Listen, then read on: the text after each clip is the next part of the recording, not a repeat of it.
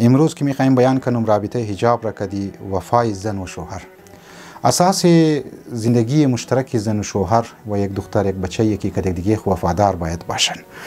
و خیانت کسته نکنه که خیانت زندگی انسان ها را و زندگی از زن و شوهر را یامزی دو جوانی که تازه عرسی کده تباه و برباد مونه. لذا یکی از چیزهایی که زندگی رو تباه مونه میگفتم بی‌وفایی که دیگه خواسته. خب چرا بعض اوقات بی‌وفا کسته بی‌وفایی الا چیه که ما بین یک خانه یا یک زن شوهر زندگیشی وجود ما یکشی بی‌حجابی است. خب اگر دمونه یک سوسایتی بی‌حجابی رواج پیدا کنه و یک قبل از ازدواج که دختر به حجاب باشه یا اونتر بچه که طرف نامحرم ها و طرف به حجاب ها که امیتر روابط داشته باشه این بسیار که مشکلات ایجاد مونه. خب قبل از این نکته میخوایم بگم که اگر یک زن واقعا قبل از عرسی با حجاب بوده و فقط کد بیرار خو محبت کده کدی بابی خو محبت کده کد افراد خانه از خود خو که محرم هایش بوده کد از ناک است محبت کده و امیتر بچه هم یک مؤمن بوده قبل از عرسی خود طرف نامحرم ها توق نموکده. این مطابق ریسرچ یه که ایتر دختر که قبل از عرسی روابط های زیاد که نداشته روابط های غیر شرعی نداشته کدی جنس های مخالف کو کد بچه ها کد مختلف بچه ها این وقت که عرسی مونه این تشنه یک محبت ما بین چی ممنه. یعنی وقتی که عرسی مونه این تشنگی خود نسبت به شوهر خود فقط ما یوزو متشنگی خود دور مونه. یعنی محبت را هم شوهر خود محبت تعویل میده هم یک اکسپکت مونه یک توقع داره که شوهر کچی محبت کنه. چرا؟ چون که در طول زندگی خوی کدی افرادهای لاوبالی و کدی رومیت خو مثال کے طور پر کدی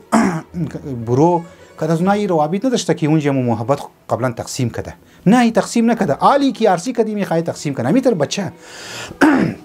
که دکتروی مختلف که است روابط برقرار نکده عالی ای میخواه که عرسی کی کده متشنگی محبت نسبت به جنسی مخالف خو برحال هر کس یک من جنسی مخالف بچه که دکتر مابین چون که جنسی مخالف است یک مابین چه اترکشن که است داره لذا یه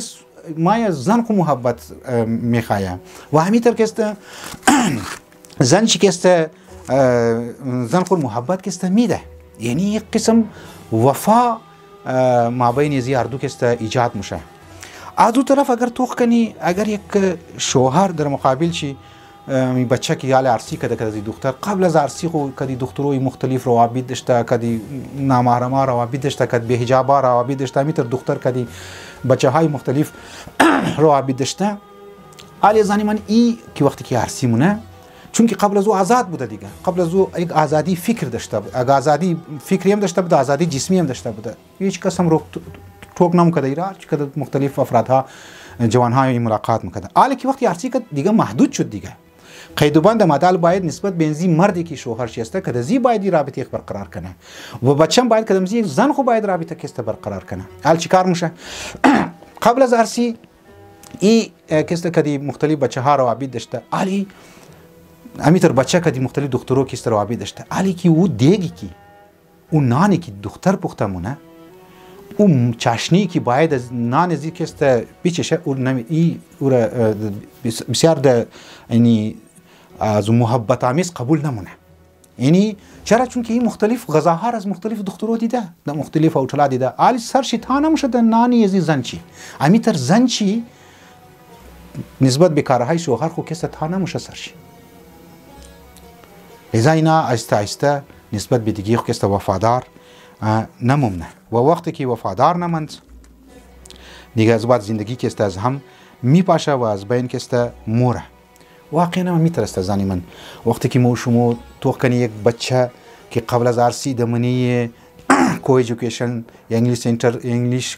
کو انگلیش سنتر که روابط های نامشروع داشته که مختلف دخترون و از طریق نیت یا فیسبوک یا مختلف ذرایع دیگه سوشال میدیا و غیره خب این جیالی بچه که سواروز که یک دختر عرسی منه شمور خدا یعنی انصاف کنین که آیا این بچه هم ذهن چی یک منشی بیلنس است؟ نیه امکان داره وقتی که هم بستری مونه یه حتی ذهن چی طرف از دخترو بوره مزهی که و لذتی که خداوند متعال منی خود زن چی از رای شرعی اشته او را که است لذت محسوس نمونه اما تر زن مختلف بچه ها روابطش تا شوهرش هم کیالی هم ده ممکنه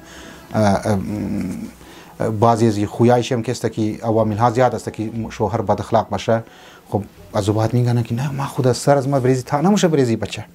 و یکی از علت هایی که مردها بد اخلاق است و طبیعی است واقعا او هم یکی علتایش میگم. یکی از فاکتورهای میگه که بچه قبل از عروسی کدی زنهای به حجاب